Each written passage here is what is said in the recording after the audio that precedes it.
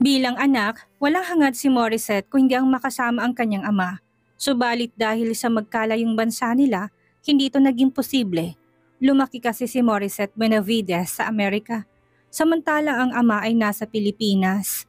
Pero dahil sa isang masamang balita, nagawang umuwi ni Morissette para puntahan ang kanyang ama. Nagkaroon daw ito ng isang malubhang karamdaman. At naisip ng dalaga na sorpresahin ng kanyang daddy. Excited ng araw na yon si Morissette, subalit ang sayang nararamdaman niya ay napalitan ng kilabot at kaba.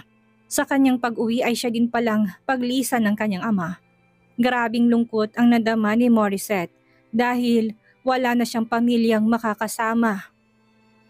Only daughter ang dalaga, kaya ganun na lang ang hinagpis ni Mori. Gayunpaman, bago nawala ang ama, nalaman niya sa kanilang attorney na nag-iwan ng last will and testament ang ama. Nakasaad doon na inihabilin siya sa kanyang ninong. Napag-alaman niya na isa palang gobernador ang kanyang ninong at hindi niya inaasahan na sa kanilang pagkikita ay mahuhumaling siya ng palihim sa kanyang gwapo at hot na ninong. Si Arcos Fabian Sarmiento ay isang gobernador. Sa edad na 38 years old ay parang wala pa rin siyang balak na magmahal ulit. Isa siyang single dad, ngunit magugulo ang kanyang tahimik na buhay nang ipagkatiwala sa kanya ng kanyang kaibigan ang nag-iisang anak nito na babae. Kaya niyang pigilan ang kanyang sarili, lalo na kung isang Morissette Benavides ang kasama niya sa bahay. Maaakit ba siya sa taglay na alindog ng kanyang ina-anak? Morissette POV. After 15 years ay nakabalik na rin ako sa lupang sinilangan ko. Parang kailan lang nung ipinadala ako ni Daddy sa Amerika. Sa loob ng 10 taon ay kasama ko si Yaya Marta. Pero maaga niya akong iniwan dahil namatay siya dahil may sakit na pala siyang iniinda bago kami pumunta sa US. Kaya naman sa loob ng 5 taon ay nabuhay ako mag-isa dito sa US. In total 15 years na ako hindi nakakauwi sa Pilipinas. At ngayon ay nasa punto ako ng buhay ko. Nauuwi ako dahil may sakit ang daddy ko. Si daddy na lang ang meron ako. Kaya naman, nang malaman ko na may sakit siya, ay kaagad akong nag-book ng ticket pa uwi dito sa Pilipinas. Hindi ko sinabi na ngayon ang uwi ko, kaya naman nag-taxi na lang ako pa uwi sa bahay. I want to surprise my dad. At alam ko na matutuwa siya kapag nakita niya ako. Habang nasa daan ako ay marami rin ang mga nagbago dito. At halos wala naman akong maalala dahil 5 years old lang ako noong lumipat ako sa Amerika. Pagdating ko sa tapat ng bahay namin ay nagtataka ako dahil maraming tao sa bakuran namin. At nang pumasok ako ay natatanaw ko ng isang puting kabaong. Nanginginig ang tuhod ko habang naglalakad ako papasok sa loob ng bahay namin. Halos hindi ko maihakbang ang mga paa ko. Daddy? Nanginginig ang boses sa tawag ko sa kanya. Hindi ko binigyang pansin ng mga tao na sa paligid ko. Pakiramdam ko ay sobrang bigat talaga ng mga paa ko. Na halos hindi ko ito kayang ihakbang. Nag-uunahan na pumatak ang mga luha ko. Na para bang hindi pa nagsisink in sa akin na nasa harapan ko na ang daddy ko. Nakahiga siya sa kabaong at wala ng buhay. Masaya pa kami nag-uusap noong isang araw. Kaya ako hindi tumawag dahil gusto ko siyang sorpresahin pero ako palang masusurpresa sa pagdating ko. Pinilit kong mas lumapit pa sa kanya. Daddy, wake up! I'm here! Umuwi na ako, Daddy! Daddy, please wake up! Tumayo ka dyan! Please, Daddy! Umiiyak na sabi ko sa kanya. Ang daya mo! Ang daya mo! Ang sabi ko sa'yo, pauwi na ako eh. Pero bakit? Bakit hindi mo malang ako hinintay? Bakit, Dad? Bakit iniwan mo ko? Paano na ako? Paano na ako? Kumaguluhol ako habang nakayakap sa kabaong niya. Ang sakit makita na wala ng buhay ang ama ko. Ang ama na walang ibang iniisip kundi ang kabutihan ko. Sa loob ng maraming taon ay tumayo siyang mommy at daddy ko. Pabalik-balik siya sa US para lang masigurado na okay lang ako, na maayos ang kalagayan ko. Pero ngayon mag-isa na lang ako. Kaya paano? Paano ako mabubuhay nang wala siya? Nasa plano ko na dito na for good dahil nakagraduate na ako. Pero paano ako magsisimula? Paano? Umiyak ako na umiyak hanggang sa nakatulog ako. Nagising ako sa isang silid. Pero ganun pa rin. Wala pa ring tigil sa pagpatak ang mga luha ko dahil wala naman akong hinihintay na kamag-anak ay mas minabuti ko nang ipalibing kaagad si Daddy. Dahil habang tumatagal na nakikita ko siya ay mas lalo ko hindi natatanggap na wala na siya sa buhay ko. Masakit pero kailangan kong tanggapin na hindi ko na siya makakasama pa at nandito ako ngayon nakatayo sa harap ng puntod niya. Daddy, lagi mo akong gagabayan. Mahal na mahal kita. Hiling ko na magkita kayo ni Mommy at maging masaya kayo. Ipagpapatuloy kong buhay ko dahil alam ko na yun ang nais mo. Bye, Dad. Always remember that I love you so much and I'm gonna miss you. Kayo ni Mommy. Umiiyak na kausap ko sa puntod niya. Bago pa man bumuhos ang ulan ay nagpa siya na akong umuwi sa bahay namin. Pagdating ko'y nakatanggap ako ng tawag na pupunta dito sa bahay si attorney. Umakyat na muna ako sa silid ko para magpahinga.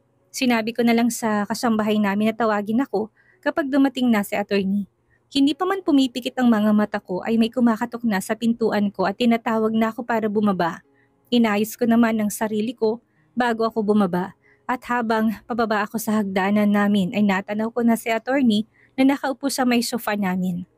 Good afternoon, Miss Morissette. Bati niya sa akin. Good afternoon, attorney. Formal na bati ko rin sa kanya. I'm here dahil sa last will and testament ng daddy mo. Nakasaad dito na mapupunta sa charity ang 50% ng kayamanan niya. Meron siyang 10 charity at paghahati-hatian nila ang 50%. At ang kalahati mapupunta sa'yo. Pero sa ngayon ay ang ninong mo ang may hawak sa company niyo. Ninong? Naguguluhan na tanong ko sa kanya. Oo, ang ninong Arcos mo, ang matalik na kaibigan ng daddy mo. Nakasaad din dito na sa bahay ka na ng ninong mo titira.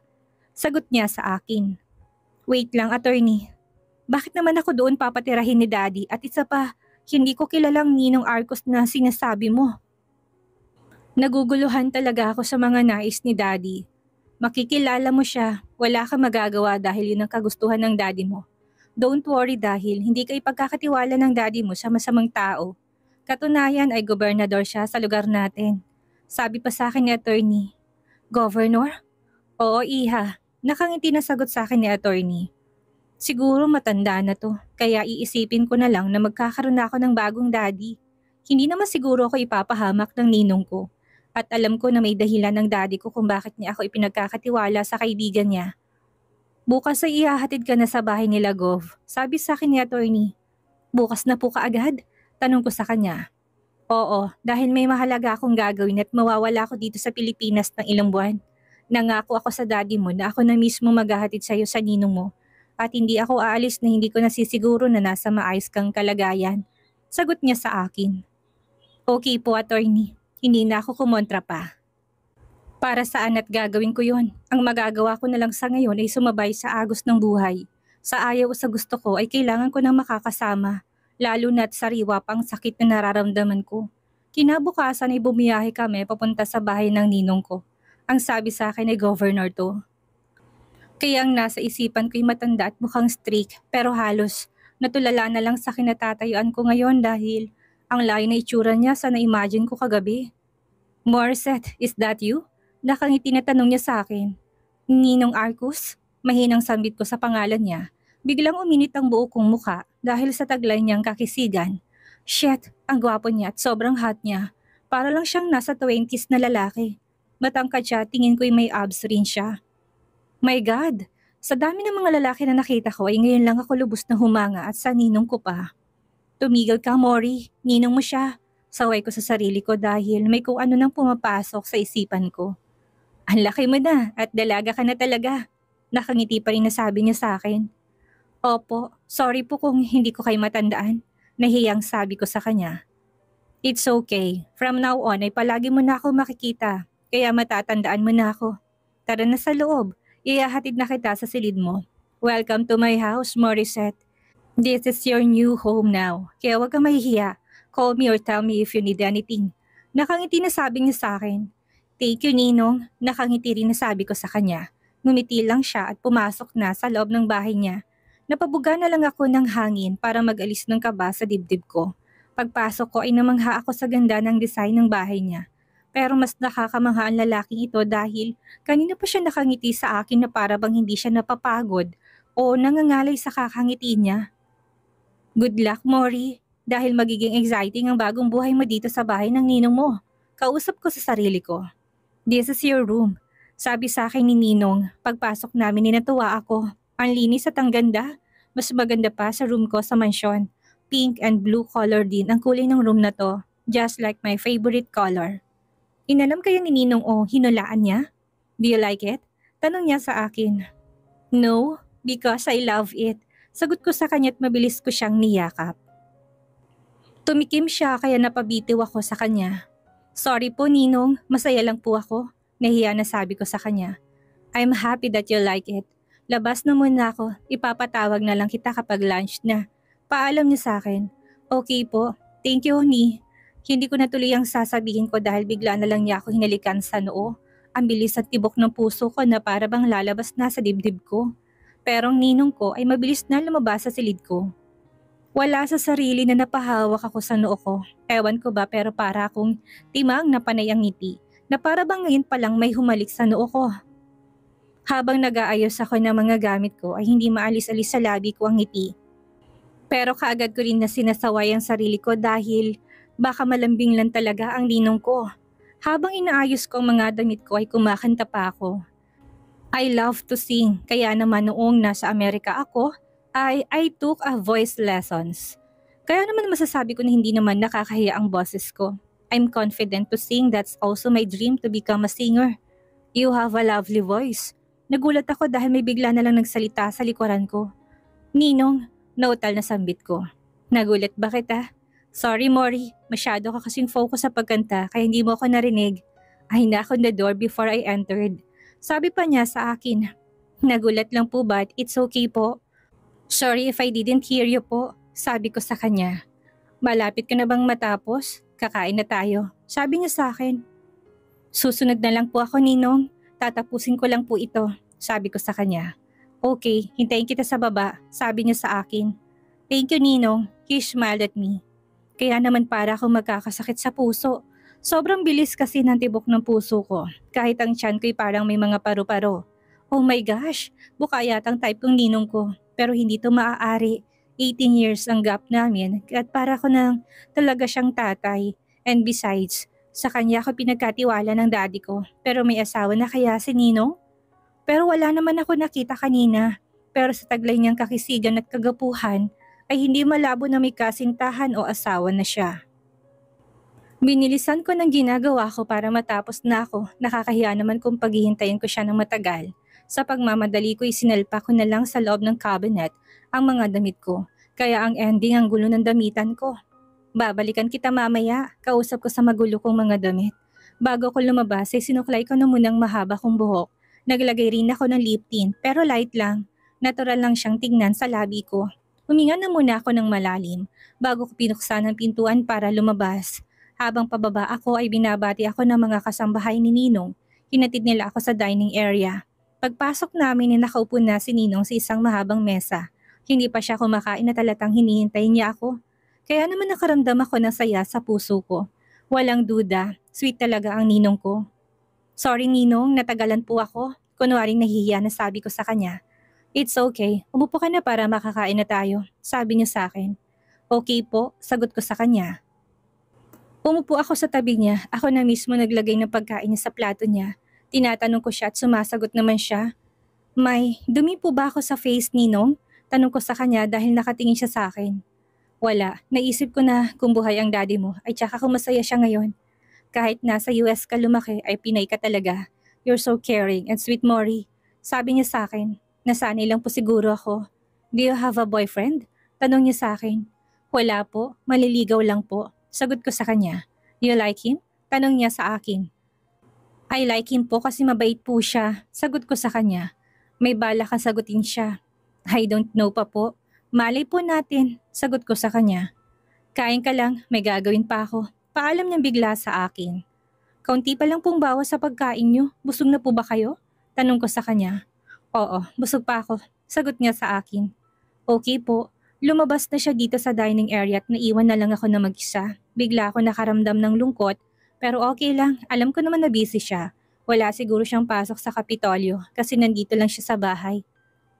Manang, ano pong gustong coffee ni Ninong? Black po ba or with cream? Tanong ko kay Manang. Black iha, sagot niya. Salamat po pero saan po bandang office niya dito? Tanong ko sa kanya. Ang office niya ay sa silid niya mismo, katabi ng silid mong nasa kaliwa. Nakangiti na sagot niya sa akin. Salamat po, nakangiti na sabi ko sa kanya. Alam mo, nakakatuwa ka Iha.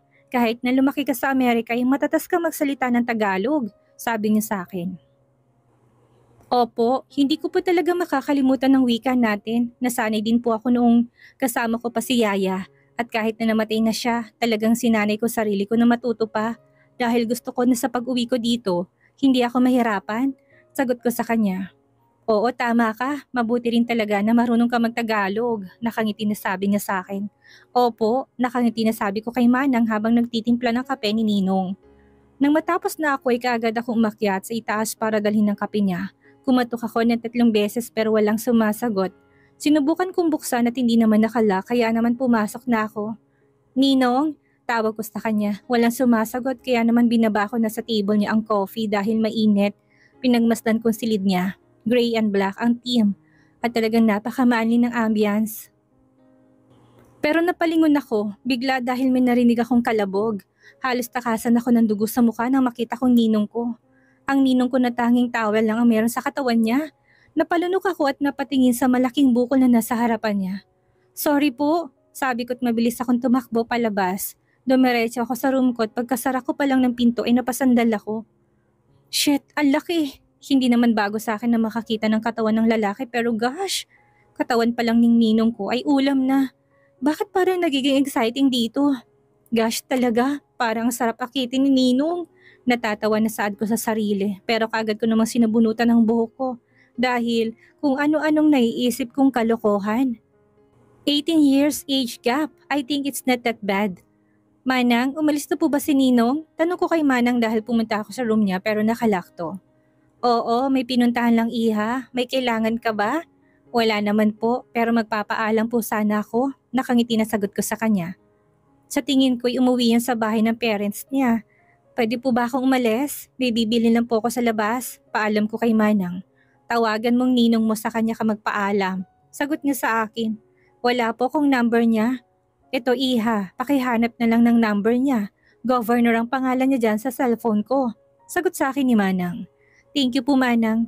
Pasasalamat ko sa kanya nang makuha ko ng number ni Ninong. Nang pumasok na si Manang sa kusina ay sinusubukan kong tawagan si Ninong pero hindi naman niya ako sinasagot. Kaya naman lumalabas na ako sa bahay. Nag-book na lang ako ng masasakyan papunta sa mall. Gusto ko kasing bumili ng mga art materials. Gusto ko na may pagkabalahan ako habang nasa bahay ako ni Ninong. Hindi ko alam kung hanggang kailan ako titira sa bahay niya. Kaya habang nasa poder niya ako ay gagawin ko pa rin ang mga gusto ko. Habang nasa biyahe nakikinig ng balitang driver at ang baliti tungkol sa mga gandang programa na ginagawa ni Ninong Gov. Kuya, kamusta pong governor dito? Tanong ko sa kanya. Si Gov Arcus, mabuti at may malasakit siya. Alam mo ba na maraming walang bilib sa kanya dahil ang bata pa raw niya. Pero alam mo kahit na bata pa siya ay marami na siyang magagandang programa. Ang gusto ko pa sa kanya dahil maagap siya. Mabilis siya sa lahat ng mga ginagawa niya. Marami siyang natutulungan ng mga mahirap lalo ng mga estudyante sa kolehiyo. At isang anak ko sa mga maswerteng nakatanggap ng scholarship. Masaya na sagot niya sa akin. Ang galing naman po niya, nakangiti na sabi ko. Hindi mo ba siya kilala Iha? Tanong niya sa akin. Ngayon ko pa lang po siya nakilala. Galing ho kasi ako ng Amerika. Nakangiti na sagot ko sa kanya. Kaya pala hindi mo alam ang mga magaganda niyang ginawa.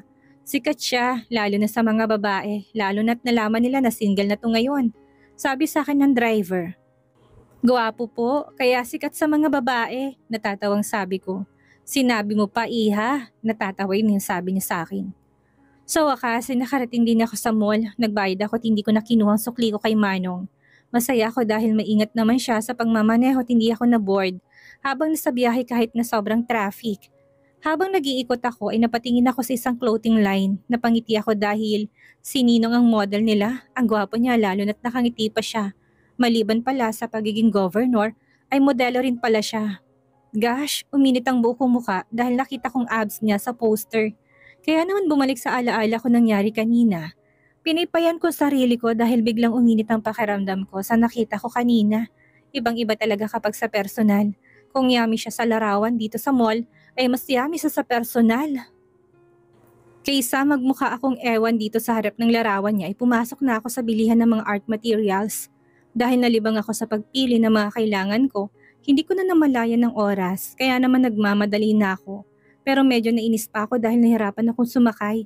8:00 na at wala na akong choice kundi tawagan ulit si Ninong. "Hello, who's this?" He asked me with his manly voice. "Hello po Ninong, where are you?" Sigaw niya bigla sa akin. "Nasa mall po. Stay there at wag kang aalis. Susundin kita." Sabi niya sa akin at binaba na niyang tawag. Mukhang galit yata siya sa akin. Pero tumawag naman ako kanina. Siya lang itong hindi sumasagot. Kaysa mas lumala ang galit niya sa akin ay hinintay ko na lang siya dito sa labas ng mall. Halos 1 oras din ako naghihintay sa kanya. Marami na nga nag-alok sa akin ng taxi. Natataranta ako dahil bigla na lang siyang lumabas sa sasakyan niya na hindi man lang niya naisip na takpan ang sarili niya. Baka kasi mamaya ay may issue pa siya. "I'm sorry po Ninong." Nilakasan kong boses ko para marinig nila na ninong ko siya. Narinig ko naman na nagbulungan ng mga tao sa paligid. Hindi nagsalita si Ninong, kinuha niyang mga hawak at nilagay niya sa backseat. Halatang naiinis siya, hindi man lang kasi siyang ngumingiti. "Ano ka ba Mori? Bakit naman siya ngingiti ay galit nga siya?" Saad ko sa sarili ko. Pumasok ako sa front seat at hinihintay ko siya na pumasok dito sa loob ng kotse. "Ninong, I'm sorry po," sabi ko sa kanya. "Hindi ka nagpaalam." Malamig na sabi niya sa akin. "Tinatawagan po kita kanina pero hindi ka po sumasagot." Nakayo ko na sabi ko sa kanya. "Hindi ako sumasagot basta-basta na mga tumatawag sa akin Mori. Pwede mo akong i-text." Pero hindi mo ginawa. Nainis na sabi niya sa akin. "Sorry po, hindi na po mauulit." Hindi na talaga mauulit. Suplado na sabi niya sa akin. Hindi na lang ako nagsalita dahil baka lalong magalit pa sa akin. Ramdam kong galit niya sa akin kahit hindi niya sabihin. Aminado naman ako na may mali ako. Kaya hindi ko siya masisisi kung galit siya sa akin. Habang nasa biyahe kami ay naging tahimik kaming dalawa. Hanggang sa bumibigat ang talukap ng mga mata ko. Gusto ko matulog pero pilit kong pinipigilan hanggang sa nakarating na kami sa bahay niya. "Ninong, mauna na po kayo. Kaya ko na po to. Magpahinga na po kayo. Alam ko po na pagod na kayo." Sabi ko sa kanya at kinuha ko ng mga binili ko. Hindi siya nagsasalita at siya na mismo nagbitbit ng mga pinamili ko. Nauna na rin siyang pumasok sa loob ng bahay hanggang sa makarating kami sa loob ng silid ko. "Thank you po Ninong and sorry po," sabi ko sa kanya. "Hanggat nasa pamamahay kita ay sagot kita. Simula ngayon hindi ka lalabas na hindi mo ako kasama." Seryoso na sabi niya sa akin. "Kahit po ba pumunta ako sa bar ay sasama ka po?" Tanong ko sa kanya. "At bakit ka pupunta doon?" Nakakunot ang noon na tanong niya sa akin. "Kasi dumating ang kaibigan ko galing US, niyayaya po niya ako na mag-hangout sa Friday." Sabi ko sa kanya. "Hindi ka pupunta doon." "Pero Ninong, kaibigan ko po yon. At nakakahiya po kapag hindi ako pumunta." "My decision is final Mori. Hindi ka pupunta doon." Sabi niya sa akin at mabilis na lumabas sa silid ko. Ano bang dapat kong gawin para payagan niya ako? Hindi pwedeng ganito, hindi niya ako pwedeng kontrolin. Kailangan ko pa rin na maging normal. He's just my Ninong. Saad ko sa sarili ko. "Oo, Ninong mo pero nakalimutan mo na ba na sa kanya ipinagkatiwala ng daddy mo? Paalala sa akin ng kontrabida kong utak." "Alam ko, pero kailangan kong pumunta doon. Hindi ako pwedeng maging buro dito sa bahay niya." Kausap ko sa sarili ko. "Ah!" Sigaw ko dahil bigla na lang akong na-stress. Pero laking gulat ko dahil biglang bumukas ang pinto ng silid ko at pumasok si Ninong. "May problema ba?" Tanong niya sa akin. Narinig niya yatang sigaw ko. Nakapambahay na siya ngayon at mukhang nagmamadali pa. What if akitin ko na lang kaya siya? Baka sakaling hindi na niya ako pahigpitan. Nakatingin ako sa kanya at pinagmamasdan ko ng mabuti ang gwapo niyang mukha. "Anong klaseng tingin yan?" Tanong niya sa akin. "Po, anong tingin po Ninong?" Mapang-akit na tanong ko sa kanya pero dapat shy type pa rin ang kilos ko. Shit, mahina na bulong niya pero narinig ko pa rin siya. "Ninong, you can come with me if you want." Nakangiti na sabi ko sa kanya. "Come?" Nakakulot na naman ang noon na tanong niya sa akin. "Hindi niyo po ba alam ang come? Ano po bang come ang alam niyo?" Nakangisi na tanong ko sa kanya kaya nakita kong napalunok siya. Ano kayang mangyayari ngayong nasa isang bahay lang si Mori at Arcus? Sino kaya sa dalawa ang unang mahuhulog ang loob o may pag-ibig kayang mabuo sa dalawa sa kabila ng malay nilang agwat ng edad? Yan ang ating aalamin sa susunod nating kabanata.